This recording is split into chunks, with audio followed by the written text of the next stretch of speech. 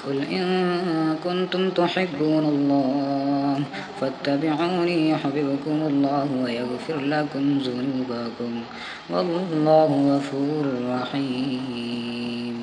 اے نبی صلی اللہ علیہ وسلم، کہہ دیجئے کہ اگر تم اللہ سے محبت کرتے ہو تو میری پیروی کرو۔ اللہ تم سے محبت کرے گا اور تمہارے گناہ بخش دے گا، اور اللہ بخشنے والا، رحم فرمانے والا ہے۔ غور کیجئے، اللہ سے محبت کا دعویٰ صرف الفاظ سے ثابت نہیں ہوتا۔ اس محبت کا سب سے بڑا ثبوت یہ ہے کہ انسان رسول اللہ صلی اللہ علیہ وسلم کی پیروی کرے۔ آج کی دنیا شور، مقابلے اور دوسروں کی نظر میں اچھا دکھنے کی دوڑ سے بھری ہوئی ہے۔ ایسے ماحول میں ایک ہی محبت ہے جو باقی سب محبتوں سے بلند ہے، اللہ کی محبت۔ یہی محبت روح کی مضبوطی ہے، یہی دل کا سکون ہے، اور یہی زندگی کا اصل سہارا ہے۔ لوگ بھول جائیں، لوگ مایوس کر دیں، یا لوگ بدل جائیں، اللہ ہر سچے عمل کو دیکھتا ہے، اور وہ اپنے بندے کے اخلاص کو کبھی ضائع نہیں کرتا۔ قرآن کریم ہمیں ایک اور عظیم حقیقت بتاتا ہے، ان الذین آمنوا وعملوا الصالحات سیجعل لهم الرحمن ودا۔ یقیناً جو لوگ ایمان لائے اور انہوں نے نیک اعمال کیے، ان قریب رحمان ان کے لیے محبت پیدا کر دے گا۔ سبحان اللہ! سوچئے، آپ لوگوں کے دلوں میں محبت پیدا کرنے کے لیے کیوں بھاگیں؟ اگر اللہ آپ سے محبت کرنے لگے تو وہ محبت بھی عطا کر سکتا ہے جو دنیا کی کوئی کوشش حاصل نہیں کر سکتی۔ نبی کریم صلی اللہ علیہ وسلم نے حدیث قدسی میں فرمایا، میرا بندہ جن چیزوں کے ذریعے میرا قرب چاہتا ہے، ان میں سب سے زیادہ محبوب میرے نزدیک وہ فرائض ہیں جو میں نے اس پر لازم کیے، پھر وہ نوافل کے ذریعے میرا قرب حاصل کرتا رہتا ہے، یہاں تک کہ میں اس سے محبت کرنے لگتا ہوں۔ سبحان اللہ! اللہ کا اتنا محبوب بن جانا کہ آپ کا ہر قدم، ہر لفظ اور ہر سوچ اسی کی رہنمائی میں ہو، اس سے بڑھ کر اور کیا مقام ہو سکتا ہے؟ یہ قربت صرف ان لوگوں کے لیے مخصوص نہیں جو مکمل ہیں، بلکہ یہ ان لوگوں کے لیے بھی ہے جو کوشش کرتے ہیں، جو خلوص دل سے نبی صلی اللہ علیہ وسلم کی پیروی کرتے ہیں، اور جو اللہ کی طرف رجوع کرنا کبھی نہیں چھوڑتے۔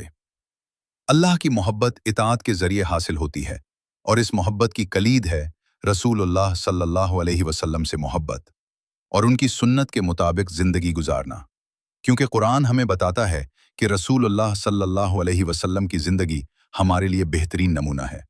تو آج اپنے دل سے ایک سوال کیجئے، کیا میں واقعی اللہ سے محبت کرتا ہوں؟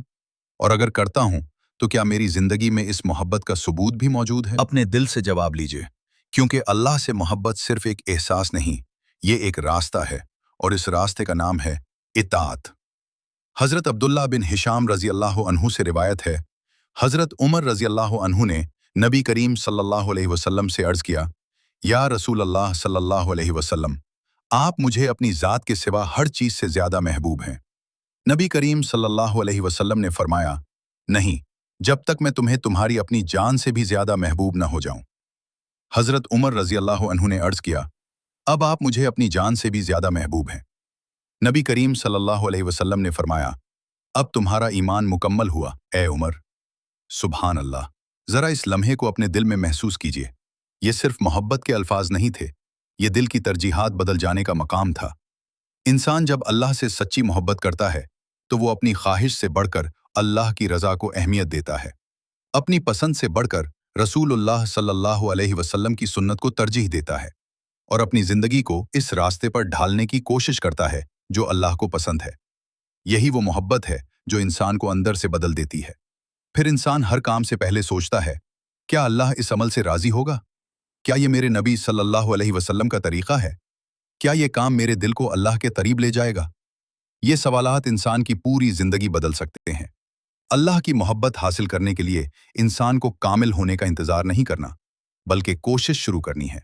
گر جائیں تو واپس آنا ہے، غلطی ہو جائے تو توبہ کرنی ہے، دل کمزور پڑ جائے تو اللہ کو یاد کرنا ہے، اور راستہ مشکل لگے تو رسول اللہ صلی اللہ علیہ وسلم کی سنت کو مضبوطی سے تھام لینا ہے، کیونکہ اللہ ان لوگوں کو پسند کرتا ہے جو اس کی طرف بار بار رجوع کرتے ہیں، جو پاکیزگی اختیار کرتے ہیں، جو تقوی اختیار کرتے ہیں، جو صبر کرتے ہیں، جو احسان کرتے ہیں، جو عاجزی اختیار کرتے ہیں، اور جو اخلاص کے ساتھ نیک عمل کرتے ہیں۔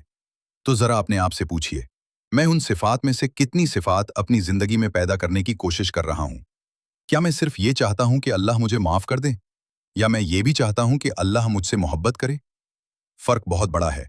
माफ़ी इंसान को गुनाह से पाक करती है, लेकिन अल्लाह की मोहब्बत इंसान के दिल को बदल देती है।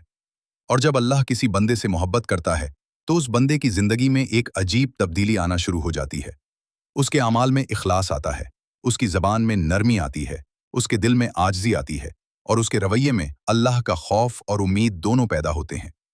फिर उसे लोगों की मोहब्बत के पीछे भागने की ज़रूरत नहीं रहती, क्योंकि अल्लाह ताला फरमाता है, इन्नल्लज़िन आमनू व आमिलुस्सालिहात सयजअलु लहुमुर रहमानु वुद्दा। यकीनन जो लोग ईमान लाए और उन्होंने नेक आमाल किए, अनकरीब रहमान उनके लिए मोहब्बत पैदा कर देगा। सुभान अल्लाह। यानी जो शख्स इखलास के साथ अल्लाह की तरफ चलता है, अल्लाह उसके लिए लोगों के दिलों में भी मोहब्बत पैदा फरमा सकता है। इसलिए अपनी शोहरत के पीछे न भागिए, अपनी नीयत दुरुस्त कीजिए, अपने आमाल दुरुस्त कीजिए और अपना ताल्लुक अल्लाह के साथ मजबूत कीजिए। क्योंकि जब अल्लाह राजी हो जाए तो दुनिया की बहुत सी नाराजगियां मामूली हो जाती हैं, और जब अल्लाह मोहब्बत फरमाने लगे तो इंसान को किसी और मोहब्बत के सामने खुद को साबित करने की ज़रूरत नहीं रहती। लेकिन सवाल यह है, हम अल्लाह की मोहब्बत हासिल करने के लिए अमली तौर पर क्या कर रहे हैं?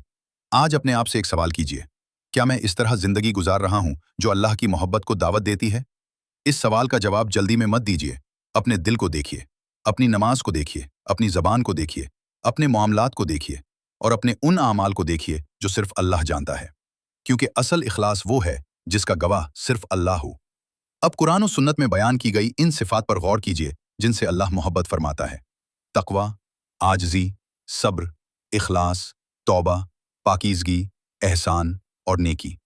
उनमें से किसी एक सिफत को मुंतखब कीजिए और आज सच्ची नीयत के साथ फैसला कीजिए कि मैं अपनी ज़िंदगी में इस सिफत को पैदा करने की कोशिश करूंगा। अगर सब्र को मुंतखब किया है तो आज किसी मुश्किल पर सब्र कीजिए। अगर आजजी को मुंतखब किया है तो आज किसी के सामने अपनी बड़ाई जाहिर न कीजिए। अगर इखलास को मुंतखब किया है तो आज कोई ऐसा नेक अमल कीजिए जिसे सिर्फ अल्लाह जाने। और अगर तौबा को मुंतखब किया है तो आज अल्लाह के सामने अपने दिल की वो बात रख दीजिए जिसे आपने सबसे छुपा रखा है। याद रखिए, अल्लाह को हमारी परफेक्ट जिंदगी नहीं चाहिए। अल्लाह हमारे सच्चे रुजू को देखता है, हमारी कोशिश को देखता है और हमारे दिल का इखलास देखता है। अब आइए इसी मोहब्बत के लिए दुआ करते हैं। अल्लाहुम्मा इन्नी अस्अलुका हुब्बका व हुब्ब मन युहिब्बुक वल अमल अल्लज़ी युबल्लिगुनी हुब्बक। ए अल्लाह, मैं तुझसे तेरी मोहब्बत मांगता हूँ और उस शख्स की मोहब्बत मांगता हूँ जो तुझसे मोहब्बत करता है, और ऐसा अमल चाहता हूँ जो मुझे तेरी मोहब्बत तक पहुँचा दे। ए अल्लाह, अपनी मोहब्बत को मुझे मेरी जान और मेरे घर वालों से ज़्यादा महबूब बना दे और अपनी मोहब्बत को ठंडे पानी की मोहब्बत से भी ज़्यादा महबूब बना दे। आमीन या रब्बुल आलमीन। रसूलुल्लाह सल्लल्लाहु अलैहि वसल्लम अल्लाह से मोहब्बत मांगा करते थे और हमें भी सिखाया कि हम अपने रब से इसकी मोहब्बत तलब करें, क्योंकि जिस दिल में अल्लाह की मोहब्बत पैदा हो जाए, इस दिल की दुनिया बदल जाती है। वो तन्हाई में भी अल्लाह को याद करता है, मुश्किल में भी अल्लाह पर भरोसा करता है और खुशी में भी अपने रब को नहीं भूलता। अब आखिर में अपने दिल से सिर्फ एक सवाल कीजिए, मैं किस चीज़ की मोहब्बत के पीछे भाग रहा हूँ और क्या वो मोहब्बत मेरे खालिक की मोहब्बत से ज़्यादा कीमती है? अगर जवाब आपके दिल को खामोश कर दे तो समझ लीजिए ये सवाल आपके लिए था। आज से लोगों की मोहब्बत से पहले अल्लाह की मोहब्बत तलाश कीजिए और अपनी ज़िंदगी का मकसद सिर्फ ये ना बनाइए कि लोग आपसे मोहब्बत करें, बल्कि ये बनाइए कि अल्लाह आपसे मोहब्बत फरमाए, क्योंकि जिसे अल्लाह की मोहब्बत मिल जाए उसने हकीकत में सब कुछ पा लिया।